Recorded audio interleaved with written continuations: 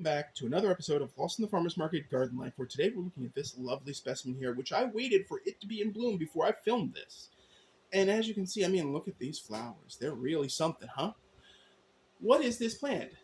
Some people often mistake it for blanket flower or Gaillardia, but it isn't Asteraceae, but it is a cousin. This is Rudbeckia, triloba, and the specific variety is Prairie Glow, also known as brown-eyed Susan. Now, I know you've heard of black-eyed Susan, Rudbeckia hirta. Hirta, dang near killed her. But anyway, no, Rudbeckia triloba is named because its leaves will often have three lobes on them, three-lobe triloba.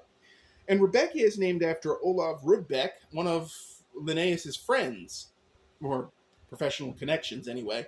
So that's how you got Rudbeckia and triloba. Now, this plant is native to North America, so yay for native plants. But here's an interesting curveball. It is hardy in USA zones 4A to 8B, but it is considered an herbaceous biennial or a short-lived perennial. However, it produces a lot of seeds and will resow itself, which, oh no, such a crime. Look at those flowers. Look at those flowers. Three, two, three, four colors. I don't know how many colors. It's a lot of oranges and burnt reds and yellows. And, they're gorgeous. They're smaller than Rudbeckia hirta or black-eyed Susan that you commonly buy like Goldsturm, but you get a lot more flowers per capita. So it's an interesting trade-off. Now, this plant is pH adaptable, as long as it's not in the extremely acidic and extremely alkaline sides of things. I couldn't get a solid pH range, but everybody says it's adaptable, so unfortunately that's what you guys are getting this time around. Now, the exposure for this plant is full sun to partial shade. Okay, it's a versatile plant in that regard. Its height can be 3 to 5 feet, and its width can be 1 foot to 1.5 feet, which is not bad. However, this specimen is maybe about a foot tall or thereabouts, and here comes trouble. This over here, this booger is Polka, and she just had to be in this one. What can I say? Anyway. Other names for this plant are thin-leafed coneflower, which fits, and three-lobed coneflower, which also fits. And because the flowers form this cone, it technically does fit as a coneflower. I don't know. The difference between Rudbeckia and actual coneflowers, Echinacea, is minimal in terms of flower structure, but they're differentiated. It is what it is. The two families trade the names freely. Sort of like how Gasteria, Haworthia, and Aloe freely trade common names because they're directly related to each other and can interbreed. A cross between Rudbeckia and coneflower would be called an Echinacea. And they're considered very short-lived perennials, but they're very interesting to look at. And also really, really hairy. Like, hairier than that. No, you're not imagining enough. Extra hairy. They're cool, though, and expensive. Anyway, this plant may or may not get powdery mildew or slugs in the humid heat of summer. This specimen has been in a pot its whole life, so if it had either of those things, I haven't seen it yet. However, it is doing its best and looking great. This plant also attracts several pollinators. There's a specific breed of butterfly that only goes to this plant.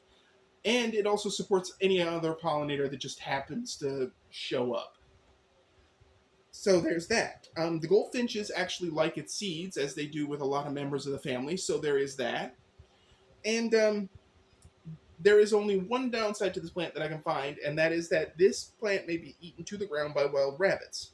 Now, how you deal with that? Well, I recommend taking little small tents of chicken wire. Basically, you take a square of chicken wire that's bigger than the plant you're protecting, bend it in the middle to make it a tent, and put it over the crown. So that way they can't eat the actual growing tips in the crown of the plant so it can recover. If they can't eat it completely to the ground, they can't kill it readily. Now, you're going to have to work on dealing with those rabbits, and that's kind of what the farm cats are for. Some people have dogs, some people put out traps. It's up to you. Just please be humane.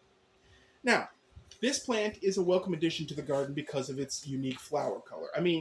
These colors are unique. It's got a lot of little flowers. It's like the cutleaf coneflower, which is actually also a Rudbeckia, and that's Rudbeckia laciniata.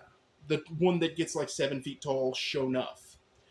Or, if I could ever get it to actually get to full size, the prairie coneflower, the giant coneflower, which I've been trying to get to be giant for years and not succeeding, that one also produces a bunch of flowers, ideally, maybe, kinda, sorta.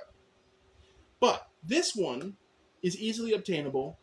It self-proliferates. It may not be the perennial that you have next year, may not be the perennial you had last year, but it's still pretty, and it's eye-catching, and it's prolific, and it doesn't ask for much. It's so supremely adaptable that as long as it doesn't completely dry out, it's pretty much happy. I would give it some composted manure and maybe a monthly dose of fertilizer with regular irrigation, but that's about all it really asked for. Simple. It's a flower after my own heart. So, that is Brown-Eyed Susan, Prairie Glow. So, if you have any thoughts about this plant, you want to put some stuff in the comment section, please do. If you're growing it, go ahead. I want to hear what you think. As always, folks, if you like this video, hit like. If you haven't already, please subscribe. The Forge blog will be coming back soon. And beyond that, keep them growing, folks, and stay tuned for the next video.